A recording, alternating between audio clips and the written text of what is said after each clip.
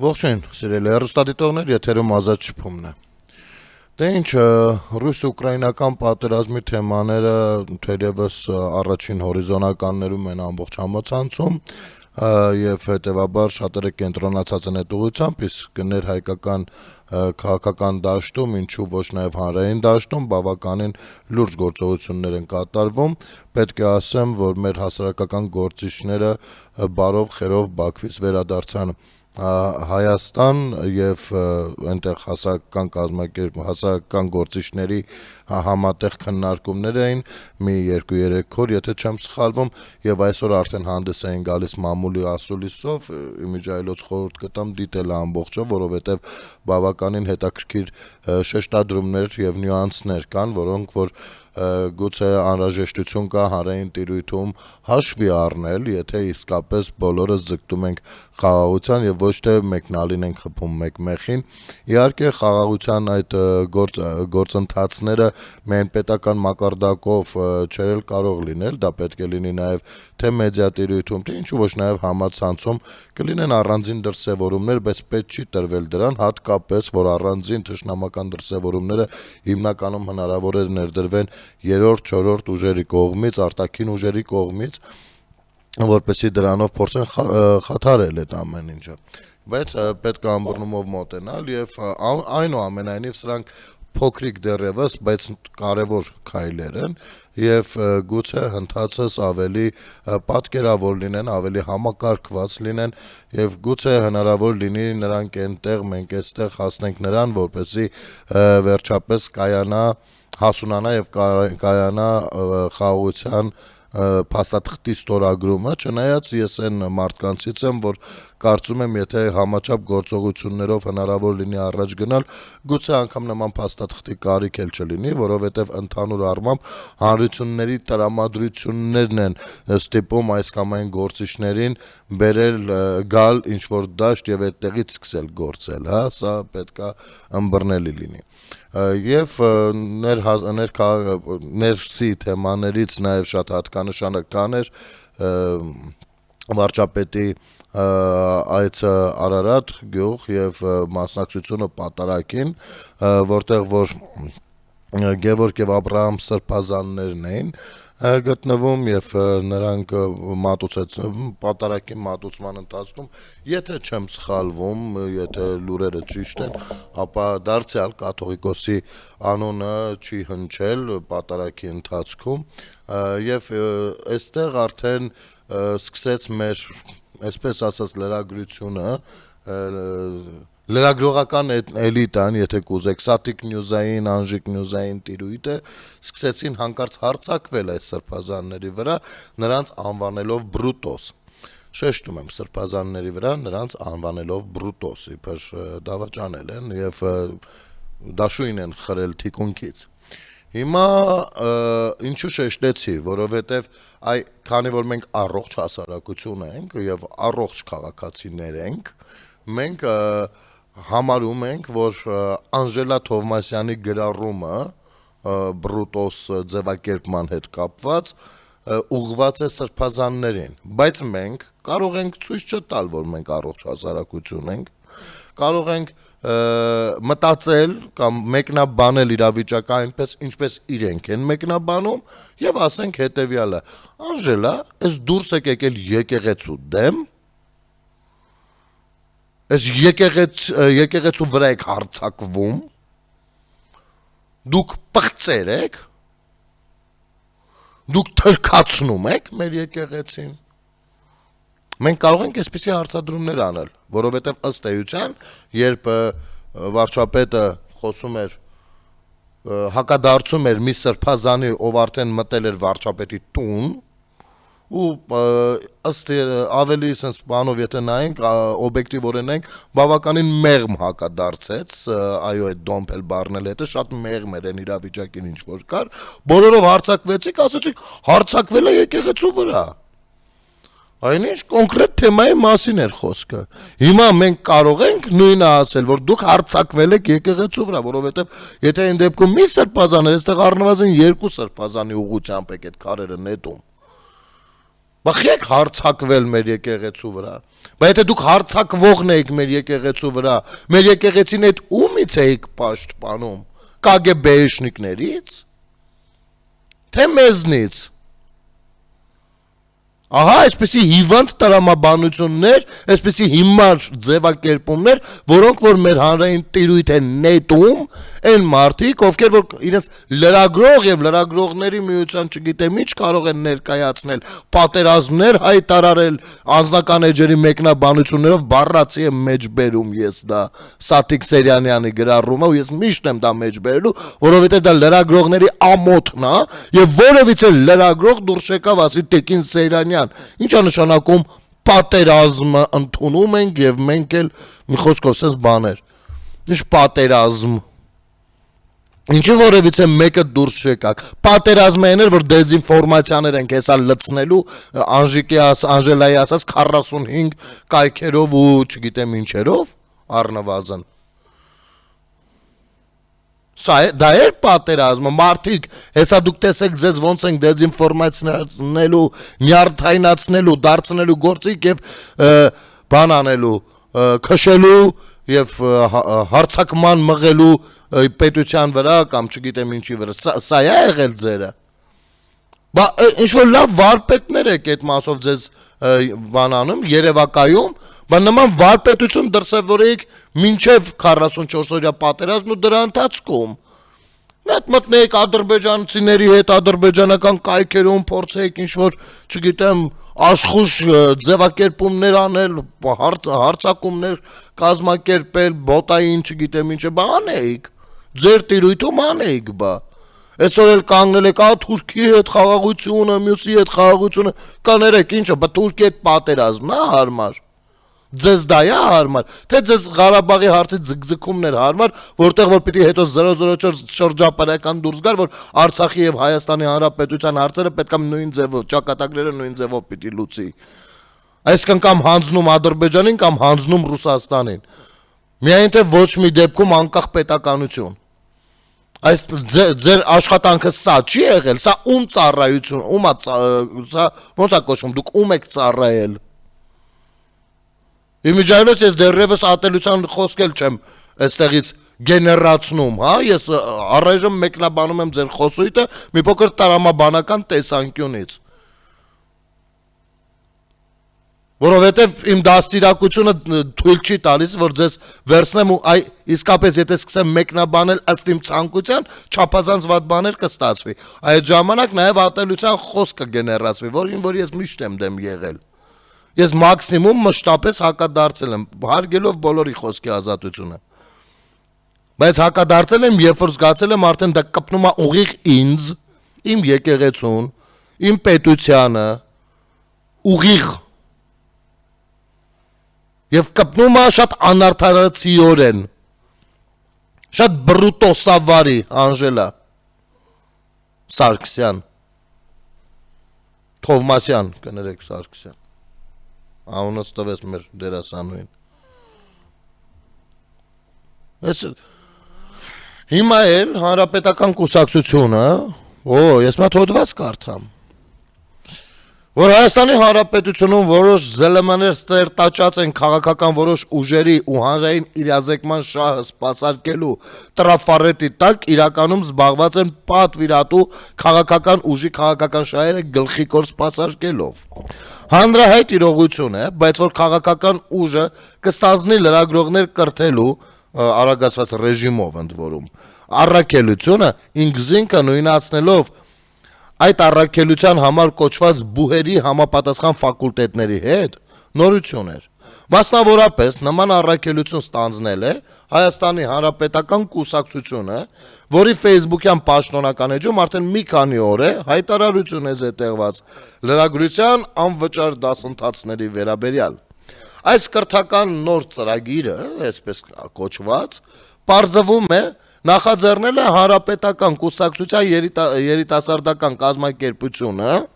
թե ով է ֆինանսական դոնորը հայտնի չէ, ու առաջարկում է անվճար դասընթացների տեսքով մատուցել հետևյալ ուսուցումը։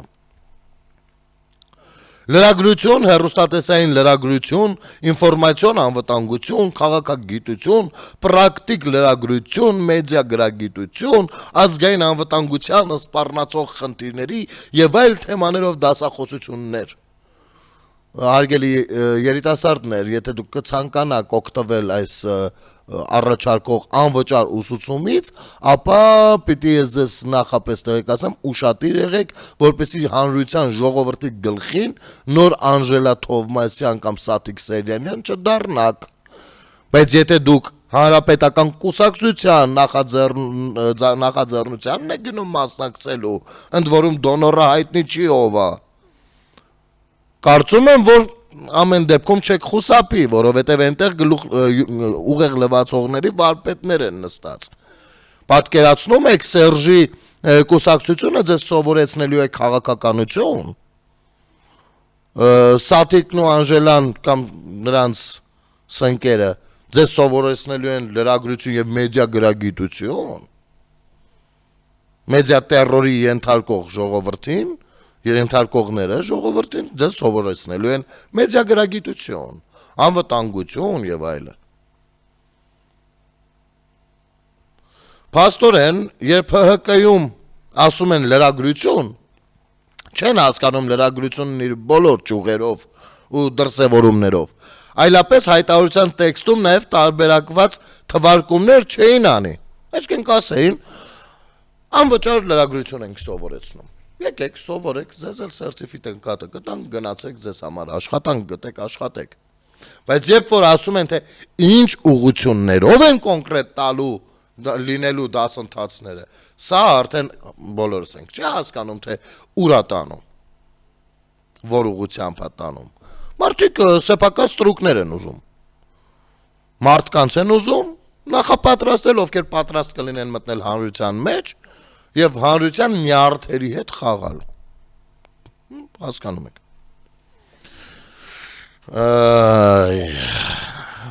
Թե ինչով են միմյանցից տարբերվում լրագրությունն ու պրակտիկ լրագրությունը, որոնք են այդ երկու տիպերի առանձնահատկությունները, հայտնի չէ։ Պրակտիկա։ Բայց խիստ տարակուսելի է, որ նման դասընթաց կազմակերպում է մի կուսակցություն, որի նախագահը երկրում գաղջ մթնոլորտ ձևավորելու մեջ մեղադրում էր գուշակեկում լրատվամիջոցներին։ Այո, ժամանակի նման արտահայտություն արել է։ Հիմա որոշել է այդ գաղջ մթնոլորտի կրողը դառնալ։ Սնսելի, եթե այդ երևակայական ճանապարհորդության դուրս գանք այդ առաջարկվող բաներով։ Դառնալ դրա կրողը եւ ավելի դրա հարատեվությունը ապահովել սերնդափոխությունների շրջանակներում։ Հիշեցնենք, որ նախագահ Սերժ Սարգսյանը ժամանակին հայտարարել էր, թե երկրի գլխավոր խնդիրը ոչ թե կաշառակերներն են կամ հանցագործները, այլ գաղջ մթնոլորտը։ Այսինքն, երբ որ կաշառակերներ ու հանցագործներ կան երկրում վխտում են ու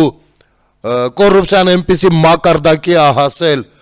որ անգամ բանակը հայտնվել է աշխարհի 160 երկրների ցանկում 150-րդ հորիզոնական, դա խնդիր չէր, այլ դրա մասին խոսելն էր բանը պրոբլեմը։ Երկար տարիների ընթացքում առնվազն 2 հեռուստաընկերություն, տասնյակ տպագիր եւ էլեկտրոնային լրատվամիջոցներ խոսում են միայն վատ երևույթների մասին, միայն սևացնում են, մասնավորապես նշել էր այսօր լրագրության դասեր տալ հավակնող կուսակցության լիդերը, թե ովքեր են կարդալու դասախոսություններ լրագրողի ինչպիսի որակ ու պրոֆեսիոնալիզմ ունեցող մասնագետներ են ուսուցանելու լրագրողի բարդ ու պատասխանատու գործը նույնպես հայտնի չէ։ Բայց ուզում ենք հուսալ, որ դասընթացն ավարտածները, որոնք պետք է հավաստագիր ստանան ու համալրեն ենթադրաբար ՀՀԿ-ին սպասարկող քարոզչամեքենան, չեն զբաղվի գաղջ քարոզչությամբ, ձայնակցելով արդեն ասպարեզում գտնվող իրենց գործընկերներին, նախկին իշխանության կաշառակերներից չեն փորձի սրբել կերտել, հանցագործներից քաղբանտարկյալներ, չեն ծիրաժավորի երկրի ազգային անվտանգությանը վնասող fake news ցուցադրելով մեդիա անգրագիտության բացառիկ master class։ Ինչպես օրինակ ՀՀԿ փոխնախագահ Արմեն Աշոտյանի հեղինակած գաղջ բառապաշարով շարադրված ու լրատվամիջոցին թիրախավորող հոդվածները տպագրող Սերժ Սարգսյանի դատական նիստերը սրբորեն լուսաբանող Սերժ Սարգսյանի ժամանակին հարցազրույց վերցած կայքի խմբագիրը, որը համատեղությամբ նաև Հայաստանի ժուրնալիստների միության նախագահն է, որը մեջ իրար հետ եթեր են անում։ Վերջինս իդեպ օրերս տիրաժավորել էր թուրքական Չ կլասի կայքերից մեկի fake news-ը Հայաստանի Հանրապետությունում, իբրև թե կառուցվելիք մզկիթների մասին ուստուգված անաչառ լրատվություն սպառողների կողմից անարգանքիություն են գամվել։ Այո, ես հիշեցնեմ, որ Սատիկ Սերյանյանը ժուրնալիստների միության ղեկավար նախագահ բարդ է, թե չէ, ինչում ասում մի տեսակ վերցրել էր եթե չեմ սխալվում Լուգանսկում թե Դոնբասում ապրող ազգությամբ թուրք գործչի fake news-ը թե իբր Թուրքիան Հայաստանին պարտադրել է որպեսի մի 10 մզկիթ կառուցեն, վերցրել եւ տեղադրել էր իր կայքում որպես բացարձակ ճշմարտություն։ Ահա հանրապետականների լրատվական մակարդակը իր ողջ պերճությամբ։ Եվ դրանք պատրաստվում են դասընթացներ տալ։ Ընտրությունը ձերն է, երիտասարդներ, ձերն է։ Դուք կարող եք մասնակցել, կարող եք չմասնակցել, բայց մի բան հաստատ է։ Ուրեմն այս հաստատի վրա ասես պատմությունը պատմեմ։ Երեք ես գտնվում էի մի պահ պատարակի վայրում, Արարատ գյուղում, հետո անհրաժեշտություն առաջացավ հապճեպ գնալ Հովանավանք։ Իմացանք, որ ինչ-որ մարդիկ են կարծես թե ֆրֆռում, կասկածելի մարդիկ։ Իմիջայլոց մի երկու հոգի գնացել էին, այնտեղ Տեր Արամին փորձել էին նեղը գցել, դրան էլ կանդրադառնանք։ Ուրեմն այնտեղ տեսա Civic-ի լրագրողին լինելով քաղաքացիական պայմանագիր կուսակցության պաշտոնական կայք Civic-ը, նրանց լրագրողները շատ ավելի օբյեկտիվ են ու շատ ավելի բարդ հարցադրումներ են ներկայացնում թե վարչապետին, թե կառավարության մյուս անդամներին, քան այս բոլորը միասին վերցրած։ Ամենայն անկեղծությամբ եմ ասում։ Ու մի պահ երկու բառ զրուցեցինք ու ասաց տես գնել այնքան ատելությունը ժողովրդի մեջ, այս ներկա ժողովրդի մեջ արդեն այնքան են ատելություն գեներացրել իրենց ստերով, կեղծիկներով, բացահայտված ստերով ու կեղծիկներով լրագրողները, որ հենց լսում են լրագրող, էլ չեն նայում որ կայքն է, որ ալիքն է կամ որ էջն է, հա, միանգամից շատ բացասական նեգատիվով են վերաբերվում լրագրող, միջև հասկանում են թե ինչ լրագրող է, արդեն բանը բանից անցածելնում։ Այո, այդ զրույցի ժամանակ նաև եկանք այն եզրահանգման, որ այդ ամեն ինչը նրանից է, որ լրագրողական համայնքը ինքնահայեցման չի ենթարկում իրեն։ Չի ցանկանում, ասենք լրագրողներից մեկը եթե մի անշնորհք բան է արել, լրագրողական համայնքը պիտի արձագանքի դրան։ Եվ հակառակը նաև եթե լրագրողներից մեկի հանդեպ անշնորհք բան է եղել, անաչառ ձևով իհարկե, էլի, նույնպես պետք է արձագանք լինի։ Բայց քանի որ հստակ ընդգծված կողմնապահություն կա, այսինքն սաթիկ անժիկ նյուզերը կարող են բան անել, ասած հրապարակային ձևով հանրային դատապետման ենթարկել նրանց, ովքեր որ իրենց լրագրողների մազը կփորձեն ծռել, հա, Աշոտյանի ասած։ Այս ժամանակ բոլորը կհարցակվեն անկախ նրանից, թե իրականում լրագրողը իրան ոնց է դրսևորել։ Բայց երբ որ դա անհրաժեշտ էր անել նաև այն մյուս լրագրողի հանդեպ, ով որ Civic-ում էր աշխատում, այս ժամանակ քար լռություն էր, երբ Լևոն Քոչարյանի օգնականը հարձակվում էր լրագրողի վրա։ Քար լռություն էր, ով է տեսել տենց, ոչ մեկ չի տեսել տենց բան, արձանագրած է, եթե արձանագրած է մեկը, մենք չենք նկատել։ Այս անարդարացի վերաբերմունքը բերել է դրան ու ցանկացած ոլորտում է այդպես։ Եթե դու անկեղծ չես, եթե դու արդարադատ ու արդարամիտ չես, անպայման որոշակի իրադարձություն քեզ տանելու է դեպի մի հատ շատ մեծ եւ խորը փոս, որտեղից դուրս գալը շատերի համար եղել է անհնարին։ Կարճ դադար մեր եթերում։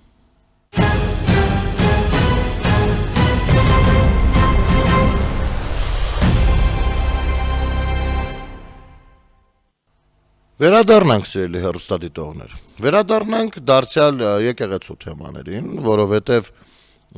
երկու սրբազաններին թիրախավորելը պետքա նաև հակառակ կողմից նայենք, որովհետև մենք տարբերվում ենք սաթիկ անժիկ նյուզերից,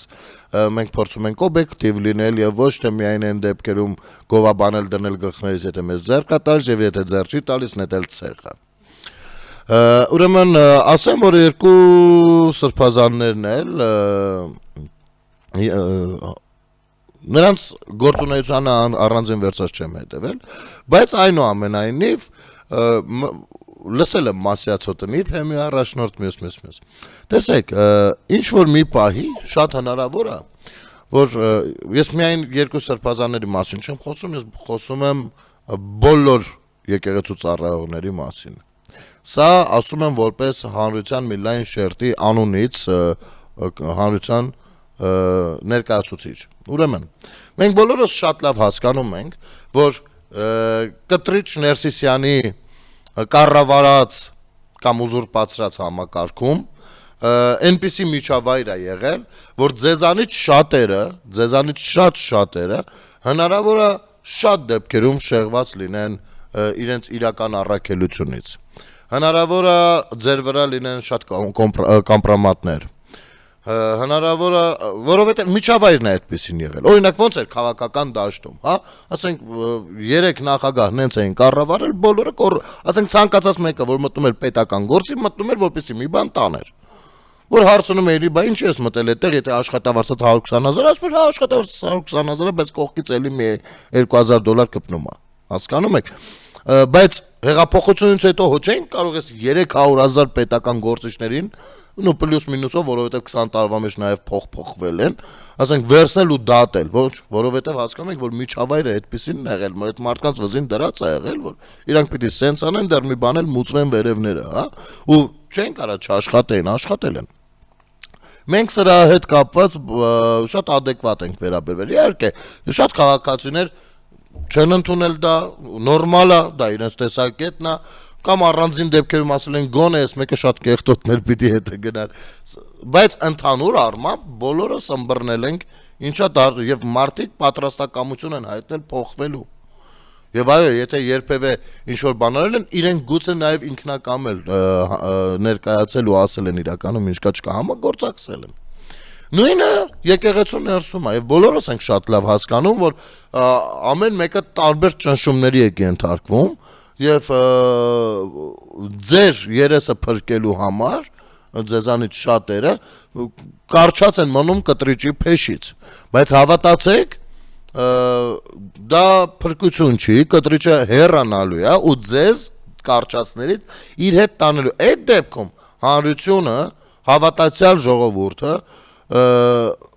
շատ դժվարությամբ է ձեզ ներելու։ Այն էլ ներել բառը աստվածային բանով, հա, ասենք կարգավորմամբ, որ Աստված է ասել, որ պետք է ներողամիտ լինել, այլապես չեն էլ ների, այսպես ասեմ։ Բայց նրանք, ովքեր ժամանակին հետ են կամ ասում են, այո, ես էսել եմ գուցե արել, էսել, բայց միջավայրն է այդպեսին եղել։ Ես էլ չեմ անում դա, եւ ես հրաժարվում եմ լինել կտրիչ Ներսիսյանի զինվորը, ես վերադառնում եմ իմ հիմնական առաքելությանը։ Այս պարագայում ցանկացած մեկը, ով իմ առաջ հատկապես կնստի ու կպատնի թե ժամանակին ձեզանից ով ինչ է արել, ես երեսներին կգամ։ Որովհետեւ ամեն մեկս ունենք պահարանում մեր ոսկորները, հա, այսպես ասած, կամ աղքը, այսինքն ամեն մեկս ունենք արած ինչ որ բան կամ ինչ որ բաներ, որոնք որ ճակատագրական են, մեղավորության բանից են, չգիտեմ, վատ կողմից են։ Եվ այլ բանը, երբ որ դու ցանկություն ունես շտկելու դրանք։ Եվ որևիցե մեկը այդ ժամանակների թեմաները չի կարող բերել դնել առաջ, եթե դու գնում ես շտկվելու ճանապարհով։ Եվ հանրությունը այստեղ այո իր զորակցությունը հարկ եղած ձևով կարտահայտի, ինչպես որ արտահայտումը։ Դեռ ինչպես որ արտահայտումը սա շատ փոքր մասն է, շատ փոքր։ Դուք կարող եք վստահ լինել, դուք չեք էլ պատկերացնում ինչեր տեղի կունենան ու ինչքան դուք ձեզ շատ ավելի բավարարված կզգաք, ինչքան ավելի ձեզ Աստծուն մոտիկ կզգաք, եթե սկսեք կապվել հավատացյալի եւ Աստծու հետ, վերադառնաք այդ ճանապարհը եւ սառը գլխով դատեք, գիտակցեք, թե իրականում ինչա կատարվում։ Չէ՞ որ ձեզանից շատերը ներսում լինելով մեզանից ավելի շատ բան գիտեն։ Ապա ինչու հաշտվել դրա հետ։ Դա նույնն է, եթե ես օրինակ սատարելով օրինակ Նիկոլ Փաշինյանին իմանամ, որ ինքը հստակ ունենամ մաքուր ինֆորմացիա, որ կասկածի տակ դնելը անհնար է, որ ինքը այսինչ պարագայում խախտել է սահմանադրական կարգը, ինչի կրողն է, որ չպիտի խախտի, կամ խախտել է մի խոսքով հազար ու մի այլ հարցեր, ու լռեմ, տենց ու մի բան էլ պաշտպանեմ։ Դա ես ում եմ խափում, առաջինը ինձ, չէ՞։ Այնպես որ հանգիստ եղեք, ժողովուրդը իր զորակցությունն հայտնում, ձեր կողքին է, ձեր հետ է, եւ շատ ուրախ է, որ տեսնում է, որ կան arczepiskopոսներ եւ եպիսկոպոսներ, սրբազաններ, քահանաներ, ովքեր որ քայլ են անում այս ուղղությամբ։ Հիմա մի երկու բառով անդրադառնանք Տեր Արամին հյուր գնացած երկու անձնավորություններին, ովքեր տենց խիստ հավատացյալ էին ձևանում, բայց եկել էին ինչ-որ ռազմորկաների։ Նախ ասեմ այդ վիդեոն, որ տարածվում է, այդտեղ Տեր Արամը կարողացավ քահանային հատուկ հանդարտությամբ, խորամտությամբ հստակ ասել այն, ինչ գոյություն ունի, եւ այս երկուսը ոնց սադրում էին, որ այլ տեղեր տանեն, խոսակցությունը չստացվեց։ Բայց այս երկուսին ես կցանկանամ ասել հետեւյալը. երբ որ դուք ասում եք քահանային, ասում եք, դու Նիկոլական ես, կներեք էլի, դուք ով եք, դուք ինչա կանեք, չինական, իտալական, լավագույն դեպքում, քոչարյանական, ռուսական, ինչա կանեք, դուք ինչա կանեք։ Առհասարակ ես խոսույթը ես կոչ եմ անում վերջացնել, որովհետև ի տարբերություն քոչարյանական սերժական համակարգերի, այսօր կլանային կառավարում Հայաստանի Հանրապետությունում գոյություն չունի, իսկ ականով անձը ականներով տանելու պարագայում դու շեշտում ես, որ դա կլանային համակարգ։ Այսինքն ես կարող եմ ասել քոչարյանական, որովհետև հստակ փաստացի կա նման եղել է նման կլանային համակարգ, որը ուզուրպացրած է եղել Հայաստանի Հանրապետությունը։ Ես կարող եմ ասել սերժական, որովհետև դա կլանային համակարգ է եղել, իզուր չի ժողովուրդը ճանաչում նրա եղբայրներին, փեսային, մյուսին, ու նրա հենց այդ աֆիլացված մարդկանց, ովքեր կեղեքում էին այս հասարակությանը։ Սրանք կլաններ են եղել, որոնց հանդեպ հանրությունը արել է հեղափոխություն։ Այսօր կլանային համակարգ չկա։ Դու չես կարող ասել Նիկոլական, դու կարող ես ասել լավ, սատարում ես բանը, Նիկոլին կամ չգիտեմ, այսօրվա իշխանություններին։ Ես էլ ասեմ, սատարում եմ, թե չէ։ Ընդ որում, ինչ էլ ասեմ, դա քո քննարկելիքը չի, որովհետև դա իմ սահմանադրական իրավունքն է դառնում։ Այնպես որ նման հարցադրումներ անելուց դուք միայն ու միայն ցույց եք դնում ձեր տգիտությունը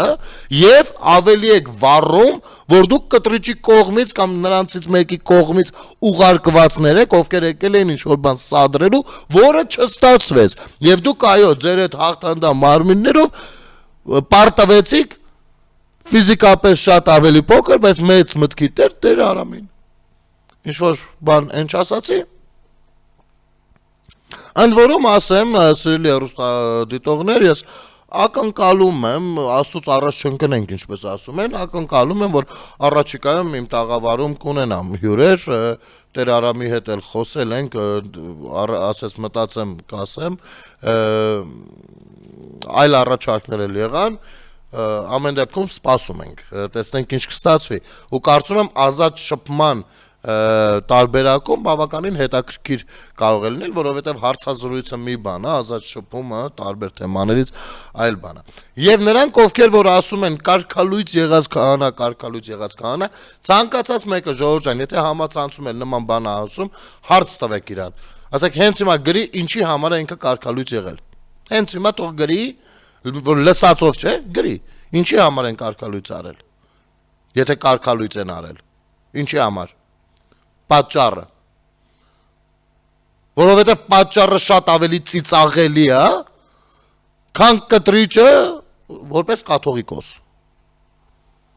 Այդքան ծիծաղելի, ասենք պատկերացրեք Կտրիչ Ներսյանը կաթողիկոս եւ պատճառը։ Այսքան ծիծաղելի է։ Ես առաջարկում եմ մի պահ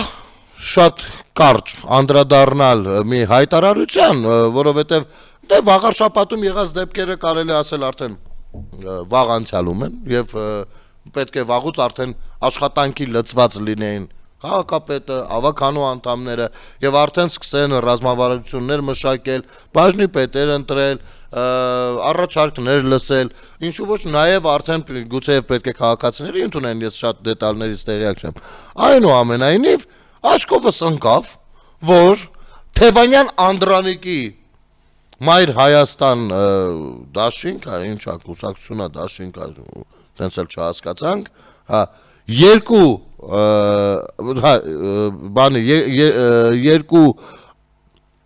ներկայացուցիչներ ավականու Դավիթ մի րոպե, ես մի բացեմ նյութը, ամբողջում հրաժարվել են իրենց մանդատից, երկուսը։ Ուրեմն Գրիշա Հարությունյանը եւ Դավիթ Կարապետյանը հրաժարվում են իրենց մանդատից։ Վաղարշաբաթի ընտրություններում Մայր Հայաստան կուսակցության համայնքապետի տեխնացու Գրիշա Հարությունյանը Facebook-յան էջում գրել է. Հարգելի վաղարշաբաթցիներ, սիրելի թիմակիցներ, վաղարշաբաթի ավականու ընտրության արդյունքում Մայր Հայաստանին բաժնի ազել 2 մանդատ։ Մեր ակնկալածը բնականաբար ավելին էր, բայց ամեն դեպքում մենք շատ բարձր ենք գնահատում մեր օգտին արված ամեն մի քվեն ու շնորհակալ ենք վստահության համար։ Տեղեկացնում եմ, որ ես եւ մեր ցուցակի երկրորդ համար Դավիթ Կարապետյանը քննարկելով Մայր Հայաստան խմբակցության հետագա գործունեության հարցը եւ խորհրդակցելով Մայր Հայաստան կուսակցության նախագահ Անդրանիկ Թևանյանի մեր թիմակիցների հետ եկանք այն եզրակացության, որ առավել նպատակահարմար կլինի, որպեսզի վաղարշաբաթի ավականու գործունեության մեջ ներգրավեն մեր թիմակիցներ Ռիփսիմե Մկրտչյանը եւ Հարություն Խաչիկյանը։ Ելնելով դրանից մենք կհրաժարվենք ավականու մանդատից։ Մկրտչյանն ու Խաչիկյանին ցանկանում ենք արդյունավետ աշխատանք, իշա վաղարշաբաթի եւ վաղարշաբաթու մենք ամբողջ թիմով կսատարենք նրանց ավականու գործունեության ընթացքում։ Առաջին այսկիցը ինչ է եղել, նորմալ է, երբ որ մարդը հրաժարվում է մանդատից, ցուցակի հաջորդ 2 համարն են գալիս վերցնելու այդ մանդատները։ Բայց այստեղ 2 դիտարկում, սիրելի հեռուստադիտողներ, հետագայի համար սրանք շատ պետք կգան։ Նախ, ահա թե ինչի է տանում այն հանգամանքը, եթե դուք ցուցակում եղած մարդկանց ով լինելը, ինչացու լինելը, նույնպես ուշադրության կենտրոնում չեք պահում։ Հա, այսինքն հիմնականում նայում ենք թե առաջին համարը ով է։ Մենք չենք նայում մյուս համարներն ովքեր են։ Ես այն երկուսին չեմ ճանաչում, գուցե լավ մարդիկ են, գուցե իրենց գործն է, բայց այնուամենայնիվ հիմա նրանք են, չէ՞, շարունակելու աշխատանքները։ Նրանց որակական հատկանիշները, գործունեության ձևը, տեսեք, ամեն ինչը կարևոր է։ Դուք կուզեք Եթե օրինակ այս երկուսը լինեին մի քիչ վերև ցուցակում, դուք կընտրեիք նրանց այդ չէ, կամ չգիտենք, առնվազն չգիտենք։ Այսինքն ցուցակում եղած մարդկանց ինդիվիդուալ առումով նրանց ով լինելը շատ կարևոր է։ Ներկայացնում են 160 հոգանոց ցուցակ, կարդացեք բոլորին, փորձեք ծանոթանալ, իմանալ, նրան ում որ ձայն եք տալու։ Եվ երկրորդ Ես իհարկե չէի էլ կասկածում, անգամ քմծիծաղեցի, երբ որ սա տեսա, բնական է, որ Մայր Հայաստան կուսակցությունը չէր գալիս վաղարշաբաթու, չէր խնդրում վաղարշաբաթու ձայները, որպեսզի նրա համար աշխատեր, քրտինք թափեր, զոր ու գիշեր գնար, կանգներ, էս աներ, այնան, ընդդիմադիր իր ձայնը բարձրացներ եւ այլն։ Ոչ, Նրանք ուզում էին ամբողջական իշխանություն։ Ինչի համար, սա հարցի մյուս կողմն է։ Համենայն դեպս վաղարշապատցու համար չէ, որովհետև եթե դա լիներ վաղարշապատցու համար, հավատացած եղեք, երկու մանդատը ահագին է, շատ այլ ուժերի համեմատ, որ կարողանալ իրականացնել օգտակար աշխատանքներ ներսից, առաջարկներ, մյուս, այսօրվա տեխնիկան թույլ տալիս է հրապարակայնացնել աշխատանքը եւ այլն եւ այլն։ Այսինքն կարող էին շատ բան անել, բայց քանի որ իրենք ձգտում էին բարձր աշխատավարձով լավ աթոռի, բայց արժանացան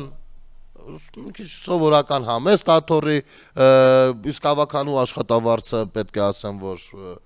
գրեթե կարելի ասել չունեն աշխատավարձ, ինչի համար պիտի գնան չարչարվեն ձեզ համար, սիրելի վաղարշապատցիներ, ասեք իմանանք։ Դուք զարմանում եք, որ ես այս երկուսը ի սկզբանե չեն ունեցել ցանկություն ձեզ ծառայելու։ Առհասարակ քաղաքացուն ծառայելու հատկությունով երբ որ մարդը օժտված է, դա չափազանց կարևորագույն մի բան է, դա բարոյականության լրջագույն բան, չափանիշ է, հա, արդեն իսկ։ Բայց դա ունենք ինչ որ ունենք։ Ասենք օրինակ նույնը Երևանի պարագայում։ Առաջին համարները հրաժարվեցին իրենց մանդատներից, Հայկ Մարությանին չենք տեսնում, չենք գնում։ Հրաժարվում ենք, որովհետև մենք ավականից չենք լինի, բամոտ չի ավականի լինենք, մենք ուզում ենք քաղաքի տերը լինենք։ Ի տարբերություն սրանց, քաղաքացիական պայմանագիրը Գյումրիում իր առաջին համարով Սարիկ Մինասյանով ավականիում է։ Իհարկե, գուցե ինչ-որ պայ Սարիկ Մինասյանը հրաժարվի, որովհետև հեծում նույնպես պաշտոնի է անցել ու բավականին կարևոր պաշտոնի, բայց դրանով պայմանավորված հրաժարվելը ուրիշ բան է, այնտեղ էլ պիտի ծառայի։ Ու 24 ժամա բոլորիս համար օրը։ Եվ այլ բան է, երբ որ չէ, մենք ավելի կարևոր գործեր ունենք, ինչ գործեր չգիտենք, ախպեր ջան, ու ինքը գնաց։ Ահա, ձեր ընտրած հարգելի վաղարշապատցիներ Անդրանիկ Թևանյանը, ով այցել որորդ վայրնա, կարողանում է ինչ որ կերպ գտնելով ձեզ համար մի փոքր հարազատ մարդկանց, բերի Քոչարյան Ռոբերտի պլանը փորձի քիչ-քիչ պարտիզանական ձևով իրականացնի։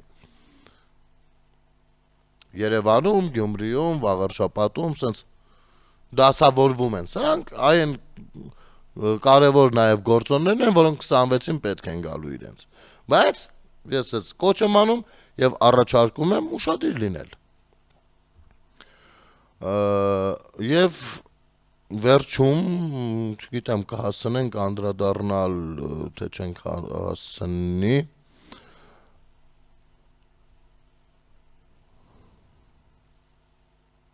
Ես կցանկանայի ընթերցել սրա նամակը, ինչ-որ նախկին հոգևորական էր, բայց, լավ, սա թողնենք։ Կանք Արցախից մեզ հայտնի հարային հասարակական գործիչ Արթուր Օսիպյանի մի գրառմանը, մենք խոսակցությունը սկսեցինք ռուս-ուկրաինական թեմաներով ու այո հասարակական գործիչների մոտ նույնպես ինչ-որ սենց կարճամիտ բաներ են սկսվել, էլի երկու քայլանի կոմբինացիաներ ու բոլորը հրապարակում են ցույց են տալիս, որ իրանք ինչքան ավելի բան են, ասենք տենց մի քայլանի չեն մտածել, էլի տաղանդավոր են, երկու քայլանի օպերացիաներ են մտածել։ Հիմա նայեք ինչ մեկնաբանություն է։ Գազայի ղեկավարությունը չհանձնվեց, դրա համար ունեցավ դաշնակիցներ ու հասավ իր նպատակին։ Զելենսկին ամենայն հավանականությամբ էլի չի հանձնվի, ուրեմն էլ ավելի մեծ աջակցություն կարժանանա դաշնակիցների կողմից։ Իսկ դու Նիկոլ Փաշինյան հանձնվել ես, դու թշնամու կեղծ մեղադրանքները ընդունել ես։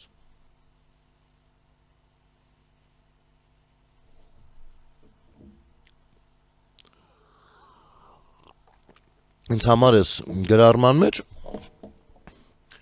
ամենավատ բանն են է, որ մեծ հաշվով ասեմ ես Արթուր Օսիպյանի դեմ ոչինչ չունեմ, հասարակական գործիչ է։ Բայց ինձ համար ամենավատն են է, որ Արցախում ապրած, ծնված ապրած արցախցի Արթուր Օսիպյանը, ով հասարակական գործիչ է, կարող է մինչև հիմա ունենալ այդ մտածելակերպը։ Արթուր, կուզես ես միացնեմ Արայիկ Հարությունյանի, Արցախի նախագահի ուղերձը ժողովրդին 44 օրից հետո մի հատ էլ լսես, կարող է ուշադիր չես եղել։ Դու օրինակ կառաջարկեիր կռվել, շարունակել կռվել։ Ես ձեզ ասեմ, ժողովուրդ ջան, ցանկացած մեկը, ով ասում է, ես չեմ խոսում երիտասարդներից, ովքեր որ այդ ժամանակ ժամկետային զինծառայող են եղել, բայց ցանկացած մեկը, ով ստեղծված իրավիճակում կարծում է, որ պիտի պատերազմը նոյեմբերի 9-ով չդադարեցվեր, այլ շարունակվեր, նա ուղիղ աջակցում է նաև ապրիորի ձևով թեկուզ Վանեցյանի խոսույթին, որ պետք էր Արցախը ամբողջովին թողնել այնտեղ այդ ժամանակ, որովհետև ինչ գոնե ռազմական գործողություններին մասնակցած մարդիկ շատ լավ են հասկանում, որ պատերազմը այո վերջացել էր, մնացած արդեն մսաղացի մասին էր։ Եվ եթե դու լինեիր ղեկավար Արթուր Օսիպյան, ինչ կանեիր։ Դու լինեիր որոշողը, ինչ կորոշեիր։ Ռիսկի տակ կդներ նաև Հայաստանի Հանրապետության որոշակի տարածքներ, ել չեմ խոսում ամբողջ զորքը կջարդվեր, թե կընտրեիր այլ մարտավարություն ու կշարունակեիր այլ կերպով, ինչի արդյունքում Հայաստանի Հանրապետությունը ամբողջովին կփրկվեր, Լեռնային Արցախի հանդեպ էլ կլինեին առաջարկներ, որոնց ցավոք սրտի այնքան դեմ գնացին հենց ձեր կլանային ներկայացուցիչները, բոլորիս աչքի առաջ, հա, ռուսական մանդատով օժտված, որ հակադրվում են Հայաստանի Հանրապետության հետ ու եղավ այն ինչ եղավ։ Այնուամենայնիվ, այս թեման երևի թե կշարունակենք մի փոքր բացել, որովհետև մարդկանց հիշողության վրա են աշխատում արդեն որոշները։ Եթերում Ազատ շփումներ, կհանդիպենք։